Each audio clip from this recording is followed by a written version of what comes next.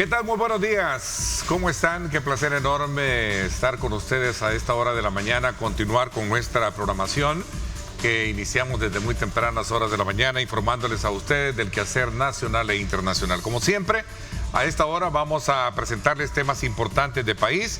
Hoy vamos a hablar acerca de los compromisos y toda esa visión estratégica que han inyectado industriales para la creación precisamente de este Consejo Industrial del país, en el cual proponen impulsar varios aspectos importantes que buscan revitalizar esta industria y particularmente hacer una apuesta muy estratégica que busque cambiar y colocar al país industrialmente hablando en otro nivel. Así es que son temas muy importantes que vamos a tener esta mañana. Yo le invito a usted a que me acompañe.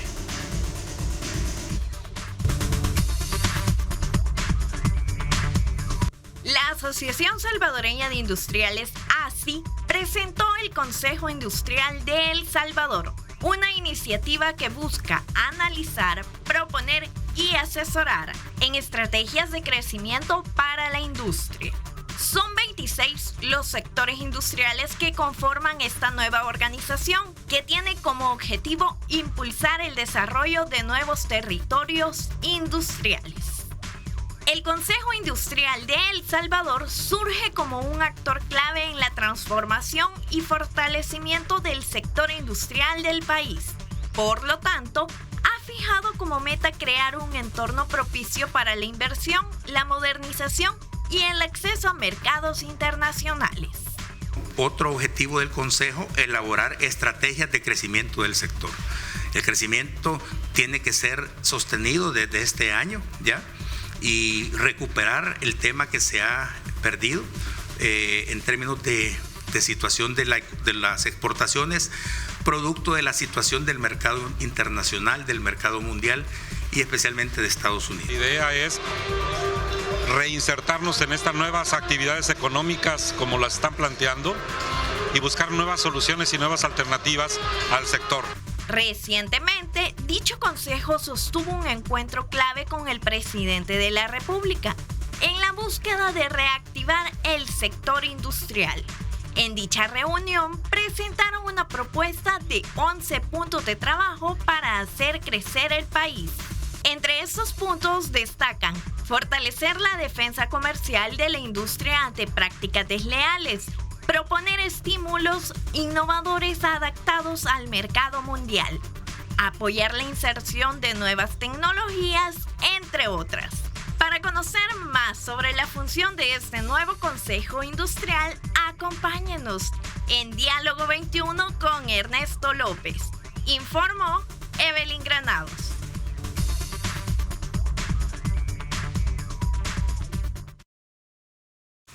Bien, gracias Evelyn por ese importante preámbulo que nos pone en perspectiva para hablar de este tema con el presidente de la Asociación Salvadoreña de Industriales, ASI, el ingeniero Jorge Arriaza. Bienvenido, gracias por acompañarnos. Ernesto, muchas gracias por la invitación. Qué gusto saludarle y felicitarlo siempre por su excelente programa de televisión y un saludo a los amigos televidentes. Bien, vamos a hablar. Cerca de 20 líderes del sector industrial se reunieron con el presidente y lograron plantear aspectos que tienen que ver con las formaciones de nuevos talentos en la parte técnica, mejoras en el acceso de financiamiento y varios aspectos que se abordaron en esta reunión. ¿Cuál fue el propósito y los objetivos, los alcances que tiene esta? Sí, bueno, la idea es reposicionar la agenda industrial en nuestro caso como un aporte y un apoyo al crecimiento económico. Para nosotros en el sector privado, yo creo que todo el país lo define como el quinquenio del crecimiento de la economía y se está planteando entonces aquí proyectos agresivos que vuelvan a contribuir al crecimiento de la economía en general. Hay sectores como turismo, que ha crecido muy bien, excelente, tecnología y otros sectores, logística, pero la industria también tiene un aporte importante. Así que esa es la razón de ser y nos complace mucho ver la reacción rápida del señor presidente cuando el Consejo se forma el 1 de abril y él nos recibe el 9 de abril para decirnos vamos a trabajar juntos con ustedes. A ver, ¿cuál es, digamos, el compromiso que se dio? Entiendo respaldar no solo el tema o concepto como reindustrialización de país, ¿no? Sí. ¿Cómo entender esa parte? Bueno, la industria tal vez empiezo por ahí, representa en todos los países del mundo un 15 o 20% del PIB del país. La industria aquí ha disminuido un poco por las condiciones internacionales. El tema ahora es hacerla crecer. Y para eso son precisamente los 11 objetivos que hemos trazado ahí y estamos desarrollando un plan que será presentado el día 12 de junio, es el Día de la Industria, como parte ya del desarrollo de proyectos específicos para que haya más inversión. Es una apuesta importante. Para señalar 3, 4 de los indicadores, estamos pensando en 400 empresas en los próximos 4 años, nuevas industrias, $1.000 millones de inversión en los próximos 4 años del sector privado en la industria, un incremento de las exportaciones de alrededor del 8%, duplicar el PIB del país. Entonces es una apuesta grande para que la industria se vuelva a posicionar y por supuesto estamos hablando de esto puede generar alrededor de 40,000 nuevos empleos en los próximos años. Estamos hablando de necesidades e iniciativas claves para respaldar el crecimiento del país, que es una de las visiones que el presidente está planteando una vez resuelto el problema de la inseguridad, ¿cierto? Es correcto. Yo creo que la base está ahí, como el presidente lo ha señalado, y en nosotros también en el término del sector privado, hay que aprovechar la seguridad del país para potenciar la economía. Esa es la base, ¿verdad? Y sobre eso va el plan de trabajo que estamos desarrollando y estamos seguros que se va a cumplir para beneficio de los salvadoreños, porque un país con una economía sólida y seguridad es precisamente lo que todos queremos. El país ha cambiado de un tiempo acá, las condiciones son favorables, pero también tenemos un escenario afuera que también nos hace repensar o replantearnos también como país, ¿cierto? Así es. ¿Cómo se ve afuera?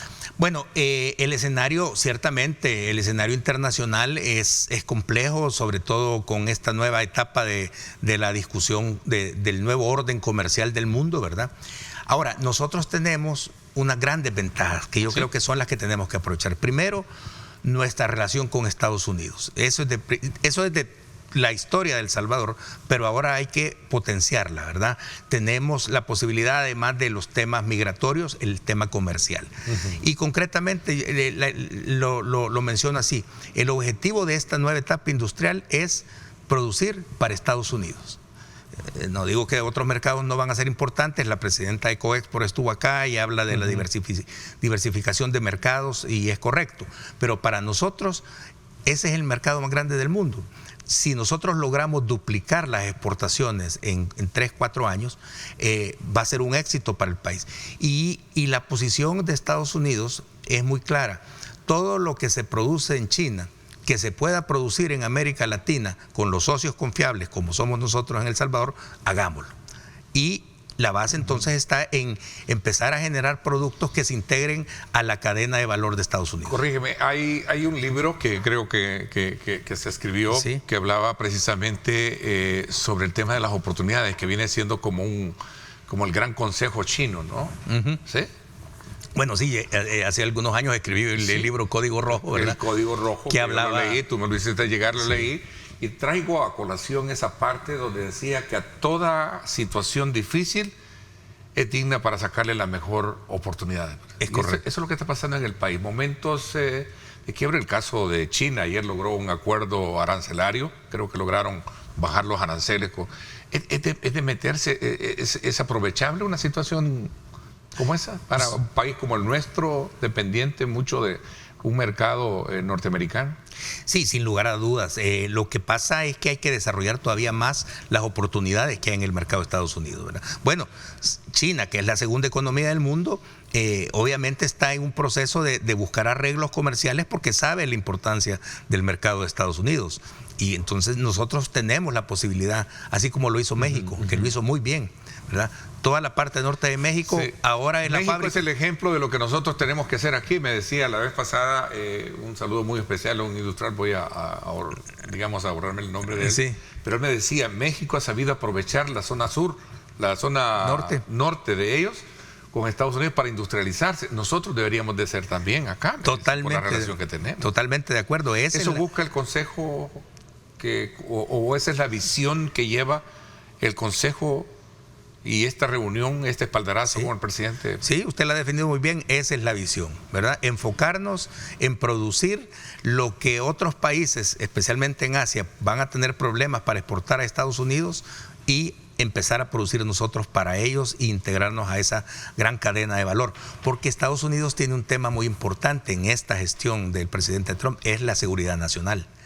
Y las cadenas de valor, por ejemplo, de alimentos, farmacéuticas, de seguridad militar, ellos quieren que estén con aliados confiables como El Salvador, ¿verdad? No con países que en algún momento se pueda romper esa cadena. ¿Qué pasaría si en Estados Unidos mucha de la materia prima para medicamentos viene de China?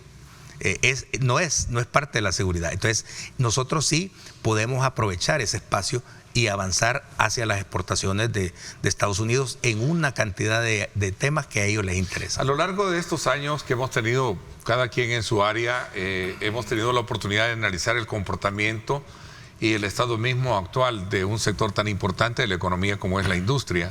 ¿De dónde venimos? ¿Cómo estamos? Y obviamente estamos hablando a dónde queremos ir. ¿Cómo está la industria? Bueno, sigue siendo el sector más grande de la economía, el 15% del PIB, ¿verdad? Pero hemos venido disminuyendo y esa es la parte preocupante. La industria en el mundo en general ha venido disminuyendo porque se ha desplazado mucho la producción, como decíamos, hacia los países asiáticos. Entonces el gran reto ahora es que la industria alcance nuevamente un 18 o un 20% del PIB del país, es decir, de la producción nacional, ¿verdad? Y eso se hace solamente con exportaciones en este momento. Así que esa es la tarea de este consejo y del plan que vamos a lanzar, ¿verdad? Que es un plan, como decíamos, el más ambicioso plan trabajado para el desarrollo de la industria nacional. Un plan contemplativo, pero también exigente. Digo exigente desde el punto de vista que se requiere incentivos, se requiere de no solo del espaldarazo, se necesita del incentivo pertinente para salir adelante, ¿no? Claro. Ya el tema de la inseguridad pues prácticamente está resuelto, que era un gran golpe fuerte en la economía industrial como también general, ¿no? Sí, así es decir, hay muchas áreas que trabajar, porque primero, por ejemplo, identificar las áreas donde se va a desarrollar los nuevos polos industriales en el país, ¿verdad? La zona oriental tiene un gran potencial y pudiera desarrollarse ahí en la zona. Es interesante hablar del tema porque creo que el énfasis creo que durante la reunión que se dio, se habló mucho de Oriente, que es una de las grandes apuestas que está haciendo el gobierno actual, ¿no? Para, digamos, revitalizar la economía en esa zona. El aeropuerto del Pacífico, el tren del Pacífico, ya está en las operaciones también el puerto de la Unión, en la que ya se vieron las primeras descargas de vehículos, que creo que eso fue exactamente un buen síntoma de, digamos, de decir, bueno, sí, vamos a... Sí. La parte turística también. La parte turística, que es otra cuestión. Vamos a hablar de esto cuando regresemos. Gracias por estar con nosotros. Son las 7 de la mañana con 16 minutos. Regresamos.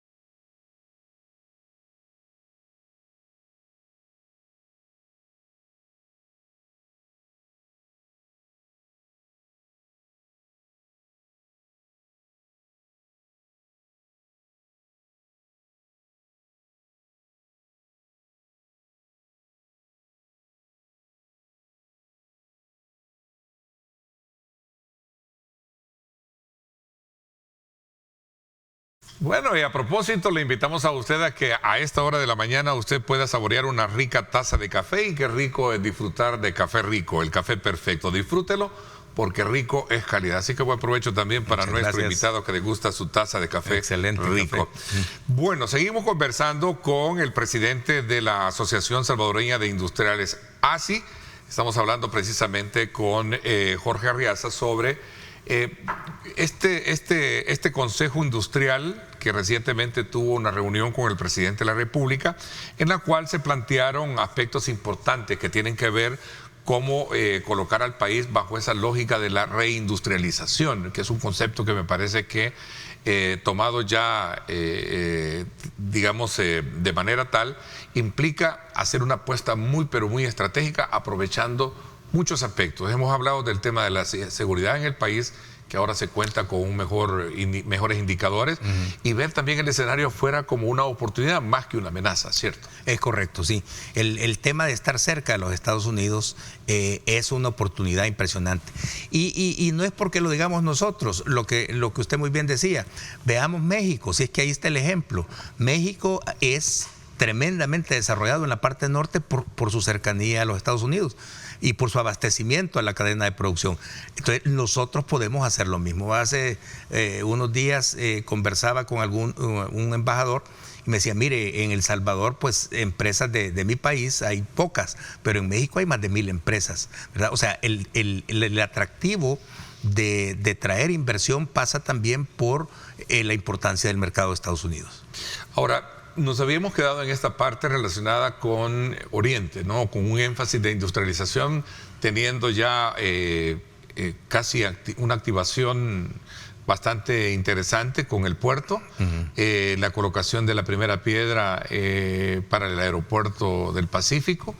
Creo que la culminación ya va en un 100% de lo que es el bypass en la zona de San Miguel, sí. Carreteras y apuestas estratégicas para el turismo, en fin. Sí, el presidente... Y la conexión más importante, perdón que me quedaba, la conexión más importante con Honduras. Es correcto, ese canal seco que se desarrolló entre El Salvador y Puerto Cortés, ¿verdad? Porque es la salida al Atlántico que no tenemos nosotros.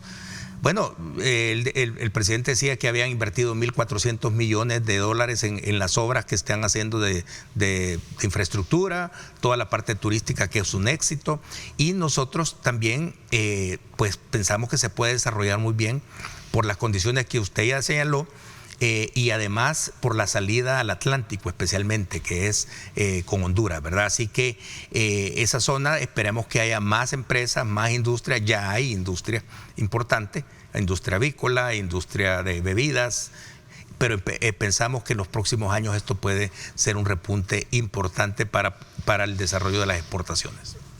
Dos aspectos que una vez estudiado el resultado de esta reunión que hubo, se hablaba muchísimo del tema de la mano de obra calificada, que creo que es un tema que siempre nosotros también lo hemos abordado cuando hemos tenido la oportunidad acá de conversarlo.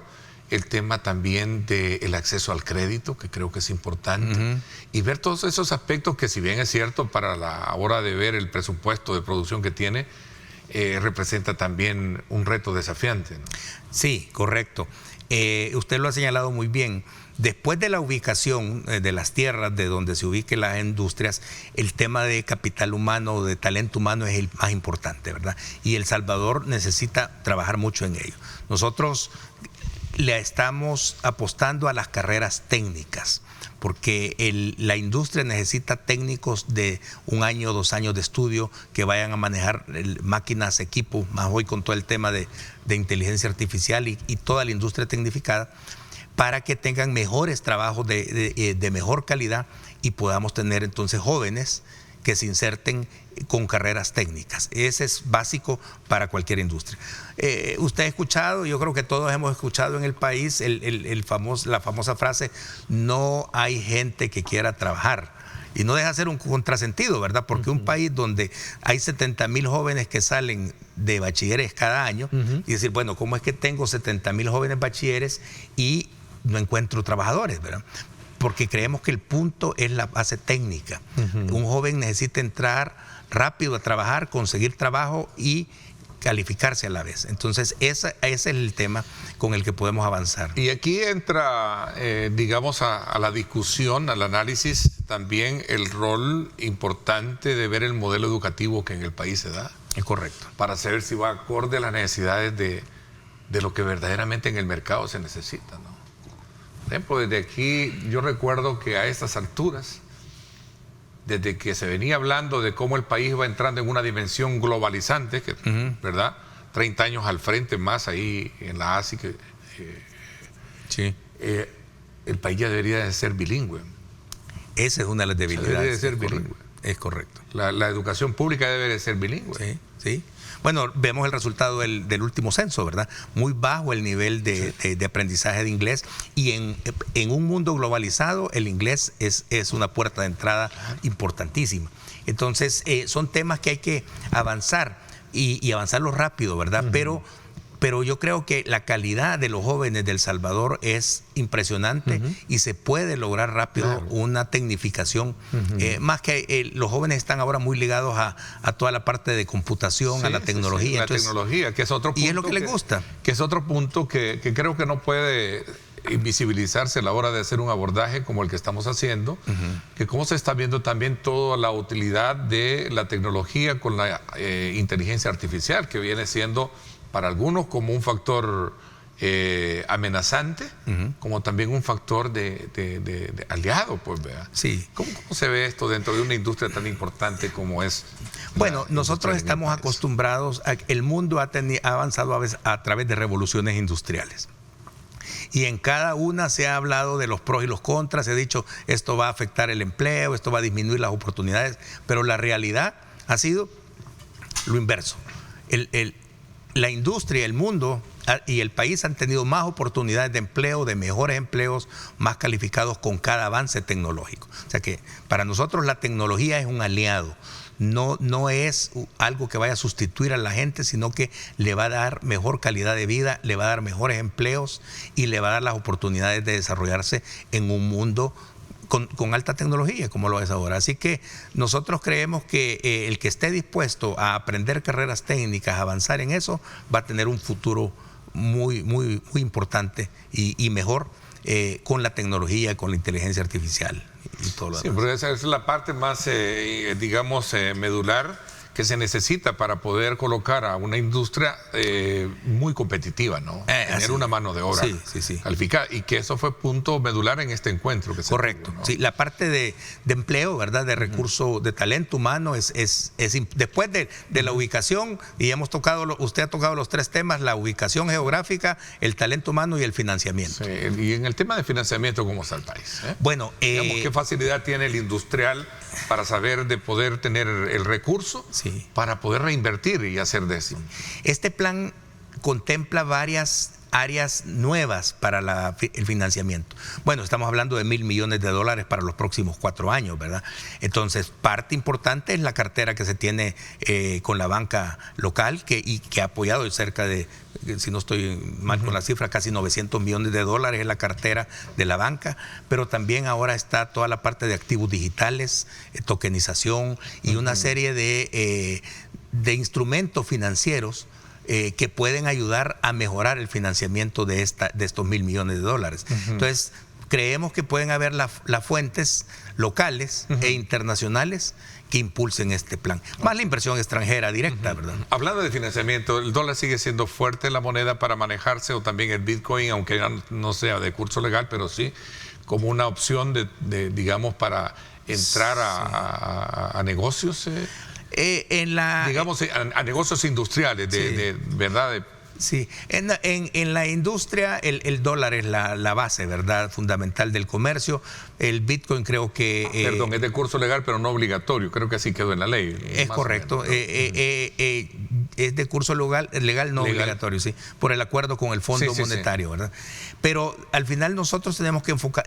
no deja de ser una desventaja, porque el dólar es una moneda fuerte, ¿no? ¿Verdad? Y algunos expertos hablan que está todavía sobrevaluada, es decir, más fuerte de lo que debería estar. Eso nos afecta en las exportaciones, ¿verdad? Porque otros países pues compiten con menos costos. Pero sin embargo, el dólar es la base para cualquier operación internacional y en función del dólar es que estaríamos trazando este plan de financiamiento. Okay. Hilvanando los temas que hemos hablado, con toda esta, digamos, certidumbre, hablábamos de que es de aprovechar las oportunidades que se están generando allá afuera, ¿no? Especialmente en este tema arancelario. La industria no se ha visto afectada con todos estos cambios, el 10% del arancel que, por cierto, en Estados Unidos se tuvo. ¿Cómo no? Efectivamente, este 10% universal que ha colocado Estados Unidos ha tenido un impacto, ¿verdad? Ya empresas salvadoreñas están pagando ese arancel.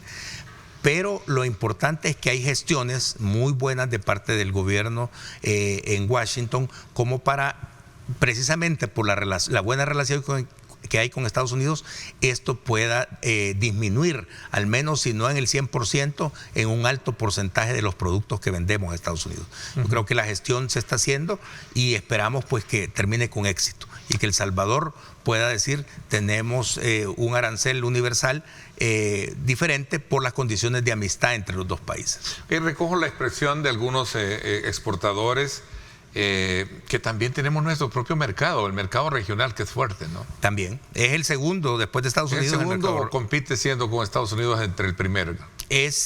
Digamos que Estados Unidos es el 35% y Centroamérica anda por otro 35%. La cercanía con Honduras, por ejemplo, es clave porque es un mercado fuerte, especialmente para productos industriales. Guatemala es nuestro principal socio en la región. Claro. Entonces también tenemos posibilidades de desarrollo en esos dos países.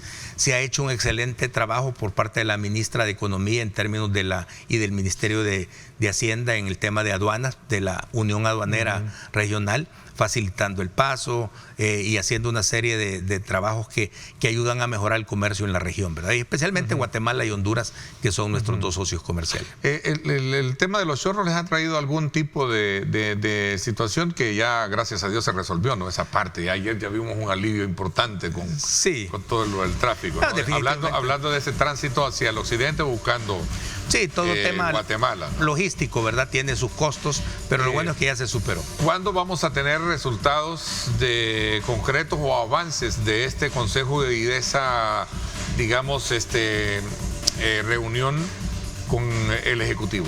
Bueno, el 12 de junio tenemos que presentar este plan al país y al mundo.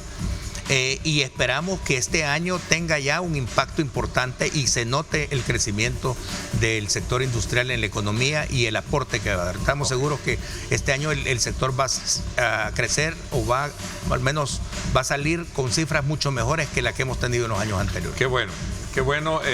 Vamos a estar muy a la expectativa el 12 de junio de saber cuáles son esos aspectos importantes y acá en Megavisión, como siempre, coadyuvando en el esfuerzo de poder potencializar al país en todas las áreas. Estamos a la disposición también para ayudarles a promover eso. Ernesto, muchas gracias, muy amable, que tenga buen día y lo felicito nuevamente por su profesionalismo y trabajo en los medios de comunicación. Bueno, muchísimas gracias, Jorge, le agradezco. Vamos a la pausa. Cuando regresemos, análisis de coyuntura de país también. Quédese con nosotros. Son las 7 de la mañana con 32 minutos. Regresamos.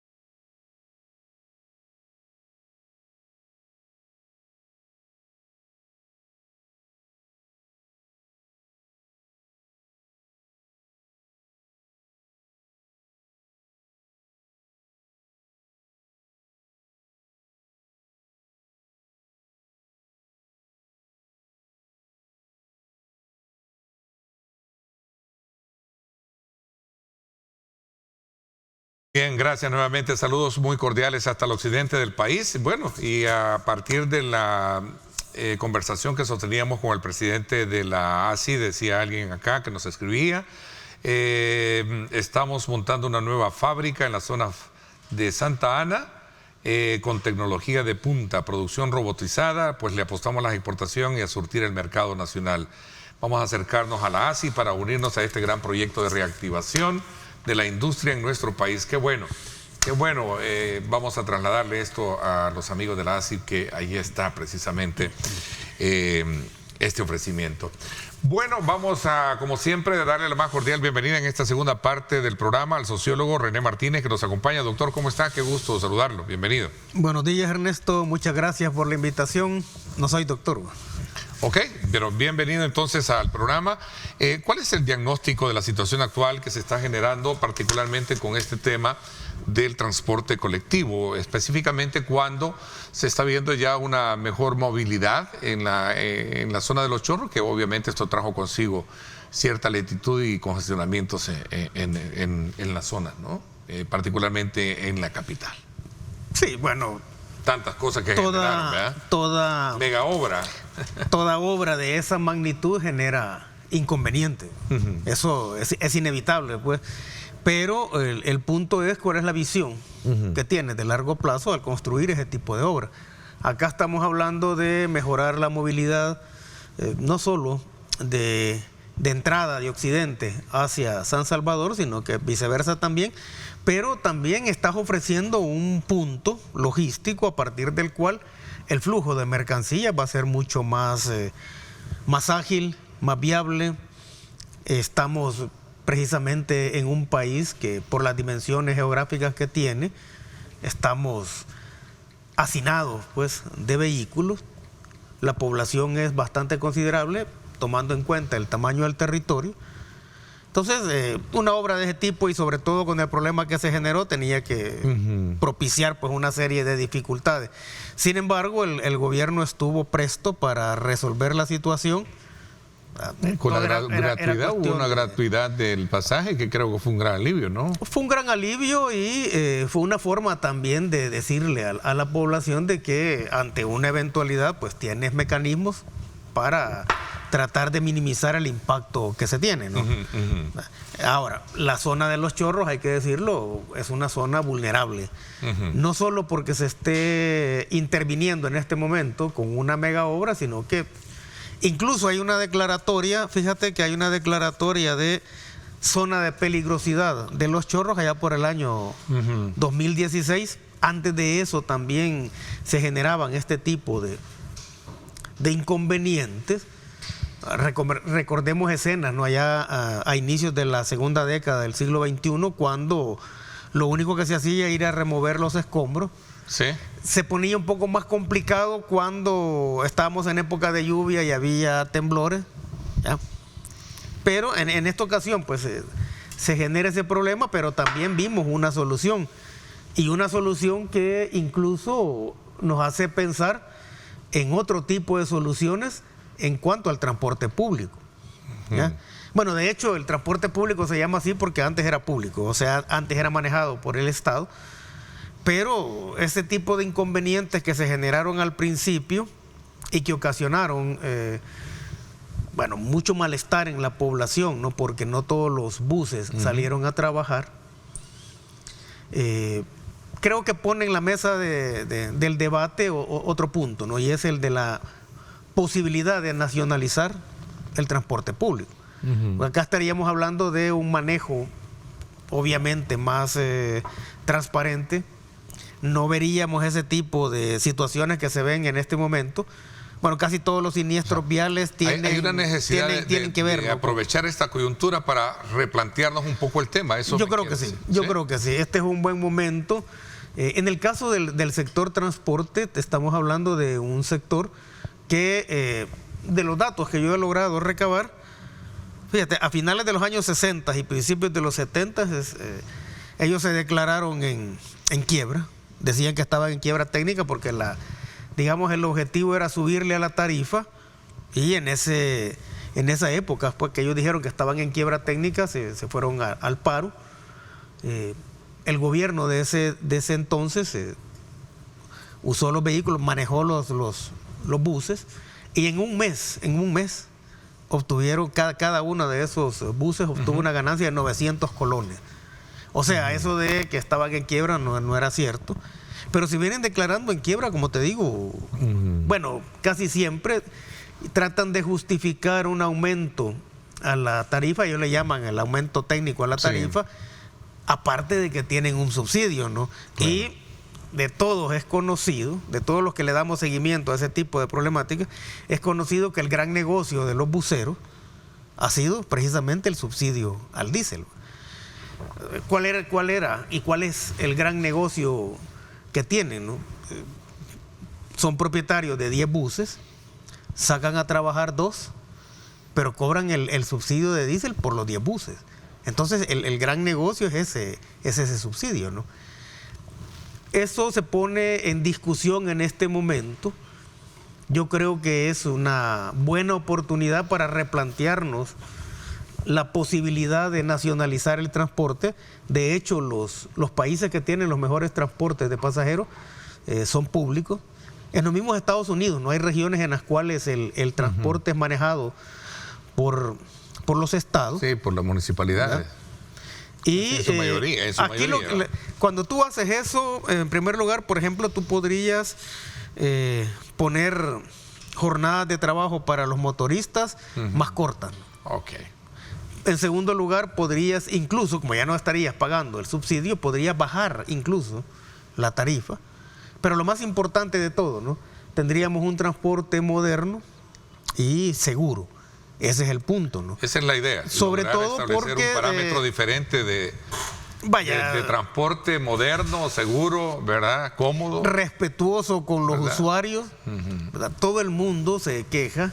O sea, esa es la experiencia que dejó esta situación que tuvimos ahí en los shows. Yo creo que esta situación lo que generó fue una nueva discusión sobre eso, porque hace como unos 5 años hace unos 3 años hicimos un monitoreo con mis estudiantes para ver esa cuestión, ¿no? de todo el irrespeto al Reglamento General de Tránsito.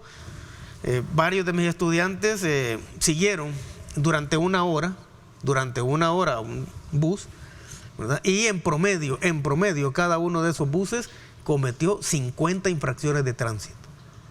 Y esas infracciones de tránsito no son pagadas, pues.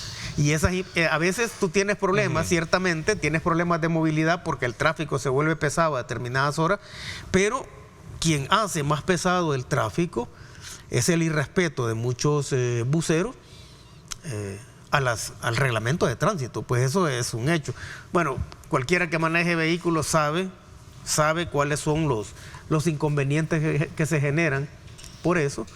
Pero bien, ¿no? Esta situación, por un lado, como te digo, puso en evidencia de que ante una eventualidad el gobierno siempre tiene una respuesta, y el otro es que se puede entrar nuevamente a una discusión de cuál va a ser la naturaleza del nuevo transporte público que se tiene como visión de parte del gobierno del presidente Nayib Bukele. Estaba viendo las noticias ahí también, el fallecimiento de un empresario que fue detenido hoy en el contexto de esta situación, ¿no? Ahora, pero ahí no hay una relación de causalidad, ¿va? O sea, querer manejar que murió porque fue capturado es como ver ¿Y eso lo está manejando quién? ¿La oposición? La oposición, sí. O sea, la oposición maneja de que murió precisamente porque fue capturado. El punto es que se cometió una infracción, no salieron a trabajar y tú tienes que aplicar la ley. Claro. Primer año de gestión de los gobiernos municipales, ¿cuál es la evaluación que tiene? Poniendo en perspectiva la necesidad de poder satisfacer el cumplimiento y la necesidad de la población, por un lado. Ayer se conoció también ya de una nueva instancia que estaría dándole, digamos, la potestad para poder llevar a cabo los permisos de construcción en los municipios, ¿verdad? Sí. Interesante, vamos a hablar de esto y mucho más cuando regresemos. Quédese con nosotros.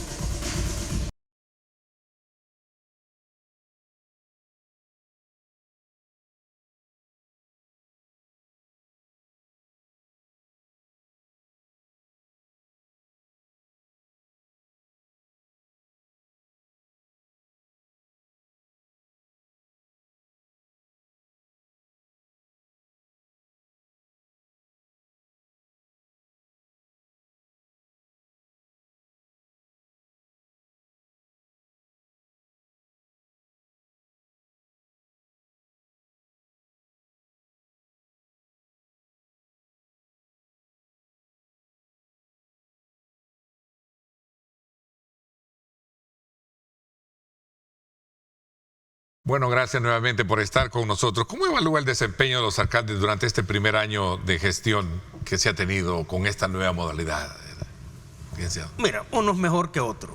Ahora, la necesidad de reducir significativamente el número de municipios era inexorable. Y ese es un punto que se traía en discusión que unos 20 o 30 años atrás. Lo que pasa es que los gobernantes de esos tiempos nunca tomaban la decisión de reducir el número de municipios por dos cuestiones, ¿no? Una, por cuestiones meramente electorales. O sea, todos hacían el cálculo, ¿verdad? Si hago una reducción de municipios voy a perder votos, entonces mejor no lo hago. Eso por un lado, ¿no? Pero por el otro también no se le entraba a esta necesidad de reducir el número de municipios porque se convirtieron en la práctica, estos 262 municipios se convirtieron en la práctica en las cajas chicas de la corrupción. O sea, era tantos municipios, era también una forma de corrupción, era una caja chica de la corrupción, no solo porque se movía dinero de forma oscura en cada uno de esos municipios, sino también porque a partir de ellos se pagaban favores políticos. Los nuevos alcaldes, los alcaldes ya con los municipios reducidos, se encontraron con una cantidad de empleados exorbitante. O sea, y muchos decían, bueno, se puede manejar un municipio incluso con la tercera parte de los empleados que se tienen. Mucho manoseo, me quiere decir. Mucho manoseo. Mira, el hecho mismo inclusive. Un arca abierta. Eran las 262 cajas chicas de la corrupción. Sí, una arca abierta donde todo el mundo pecaba. Y prácticamente, no estoy viendo que. En mi opinión, incluso la creación del FODE fue para nutrir aún más esas cajas chicas. Porque si tú te vas al reglamento municipal, tú sabes de que parte de los requisitos para constituirse en municipio no solo era el tamaño del territorio, el número de población, que no podía ser menor de 50,000, pero también uno de los requisitos para ser municipio era que tú tuvieras la capacidad como territorio de generar los ingresos suficientes, no solo para cubrir los gastos administrativos del municipio, o sea, de todos los empleados, sino también que tuvieras la capacidad de generar los ingresos suficientes como para llevar el desarrollo a ese municipio. De los 262 que se tenían en ese momento, solo alrededor de 30 o 33 cumplían el requisito del número de habitantes, y muchos de ellos prácticamente, y la inmensa mayoría de ellos, sobrevivían producto del FODE.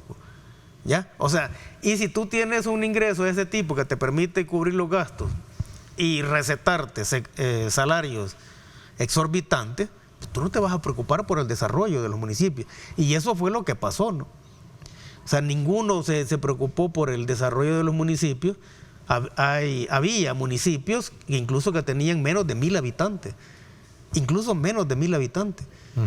Entonces, la necesidad de reducir el número era un acto de racionalidad. En primer lugar, un acto de racionalidad. Positivo desde la perspectiva académica, sociológica y de comportamiento, que puede tener una nueva modalidad a la que no se tenía, obviamente. Sí. Pasar de 262 municipios a 44, y en los municipios que antes eran convertidos en distritos, ha sido positivo. Es un acto de racionalidad financiera. Y es un acto de radicalidad democrática. Y ahí está el reto, decía, ahí está el desafío de cómo reinventarse, ser más creativo para poder, porque como dicen los alcaldes, y aquí lo he escuchado precisamente en este programa, el problema es que la figura del alcalde sigue siendo aquel a que a medianoche le llegan a tocar la puerta, mire, ayúdeme que me murió fulano de tal, perdón el símil, pero necesito para la caja. Ahora, ese tipo de situaciones son las que se pueden superar si tú construyes municipios más grandes. El hecho de que algunos alcaldes no estén funcionando o que no cubran las expectativas no pone en tela de duda la medida que se tomó, sino que lo que pone en tela de duda es a quién elegiste como alcalde. Ese es otro punto. Porque tú no puedes decir que ha fracasado esta medida porque algunos alcaldes han demostrado ser incompetentes, sino que si han sido incompetentes, pues tienes que cambiarlo. Pero la medida, bueno, por ponerte un caso, ¿no? Hay municipios en Colombia que tienen 4 millones de habitantes, un solo municipio tiene 4 millones de habitantes. Ahora, tienes que ir buscando personas que sean competentes, que sean creativas y que realmente busquen propiciar ya no lo que se llamaba antes el desarrollo local, porque eso al final terminó siendo un desarrollo, más que desarrollo local, terminó siendo un desarrollo localizado, porque todos somos testigos, ¿no? Que muchos municipios solo remozaban el casco urbano. Entonces ese desarrollo local terminó siendo un desarrollo localizado, sino que estos nuevos alcaldes tienen que pensar en el desarrollo territorial. Y eso significa no solo hacer un monitoreo de los recursos y el poder económico con el que cuenta, sino sobre todo, cuál es el poder económico y los recursos que necesita llevar al territorio para que al propiciar el desarrollo económico y social lo haga llegar a los lugares más remotos. Sí. Mire, licenciado, y el FODES, cuando se les quita las alcaldías, por las razones que usted bien sitúa, menciona, cuando se les quita en algunas la potestad de la recolección de los desechos sólidos, el tema de los mercados, ya se dio a conocer que también la Dirección de Obras Territorial, creo que se llama la Dirección de Ordenamiento Territorial, perdón, creada el año pasado, en octubre, emitió un comunicado que a partir de este 12 de mayo, dice, será la autoridad encargada de emitir y autorizar permisos de construcción en todo el país, a excepción del área metropolitana de San Salvador. ¿Verdad? Se le están quitando muchas potestades a la alcaldía. Entonces, ¿qué razón tiene? ¿Hacia dónde nos lleva todo este modelo? Decía, creo que Julio Valdivieso se lo escuché decir en su momento, y él decía, será momento de cambiar constitucionalmente esa figura de alcaldes por gobernadores en el país. A eso nos lleva todo esto. Es probable. El problema es que muchos alcaldes se sentían, y seguramente algunos se sienten, ¿no?, como pequeños presidentitos. Ellos son los presidentitos de su municipio. Ahora, mira, se está tratando de ver el desarrollo del país desde una perspectiva distinta, nacional. Y eso te lleva a tomar algunas decisiones, ¿no? En el caso de la recolección de los desechos sólidos, si bien es cierto, se quita un porcentaje, pero también las alcaldías no tienen que pagar. O sea, no tienen que pagar, digamos, por ir a depositar esos desechos sólidos. Entonces, no es que le estés quitando dinero y que los estés dejando más en la quiebra, porque les quitas parte de la tasa municipal que cobran, pero ellos no están incurriendo en los otros gastos. Eso en primer lugar. En segundo lugar, por ejemplo, en el caso de los mercados, muchos de los mercados que se han construido han sido con fondos no provenientes de las alcaldías. Entonces son fondos provenientes del Estado, y entonces el Estado es el que tiene que manejar los fondos, porque hasta donde yo conozco la ley, la administración de los mercados, por ejemplo, va a estar en manos del gobierno, pero en el caso de aquellos mercados que han sido construidos a partir de préstamos hechos por el gobierno y no por el municipio. Ahora, el punto es que muchos de esos recursos que ellos llaman potestades es porque se tiene una visión limitada de lo que significa el poder municipal, ¿no? Si tú crees como alcalde, por ejemplo, que estás perdiendo facultades municipales porque ya no vas a administrar, digamos, los desechos sólidos, o porque no vas a administrar algunos de los mercados, etcétera, entonces eso es tener una visión muy limitada de lo que significa el desarrollo municipal y el desarrollo territorial, ¿no? Uno de los puntos importantes que tienen que tener claro los distintos alcaldes es que su territorio debe ser una fuente de poder cultural, de poder económico, de poder social, de poder ciudadano, y sobre todo tienen que ser un recurso también que genere oportunidades de empleo y de desarrollo para su municipio, porque con eso tú incluso regulas, fíjate, en los flujos migratorios. Pero yo me pregunto una cosa, y aprovechando la vasta experiencia en el análisis que usted tiene, podría hacerme esta pregunta, ¿no? Quererme responder esta pregunta. ¿Puede una alcaldía subsistir, cumplir con su obligación estando descapitalizada y no teniendo los recursos que a lo mejor tenía? Hablamos de administraciones que pertenecían, como el caso de los mercados, la recolección de basura, el FODES. Es una pregunta que siempre surgió en un análisis, una lectura de esta que estamos haciendo hoy en día, ¿no? Lo que pasa es de que en el caso de los mercados, ¿no? Se manejaban las tasas, pero si tú te ibas a los mercados, realmente tú no mirabas ninguna inversión en los mercados. Eran lugares prácticamente desamparados, sucios, antihigiénicos. O sea, no había una forma de decir que eso que se estaba recolectando como tasa por el manejo del mercado se estaba traduciendo en mejoras al mercado mismo, ¿no? Eso por un lado. Por el otro, cuando se habla de desarrollo territorial a partir de los municipios, eso no tiene que ver únicamente con, bueno, y de hecho no tendría que ver sobre todo con la posibilidad de captar tasas, pues, porque eso es una visión muy limitada. Tú como líder de un municipio tienes que propiciar el desarrollo económico y social. O sea, no puedes depender de las tasas, pues, por un lado, y por el otro. Prueba el liderazgo de quien esté al frente. Entonces, el liderazgo, la competencia, la creatividad.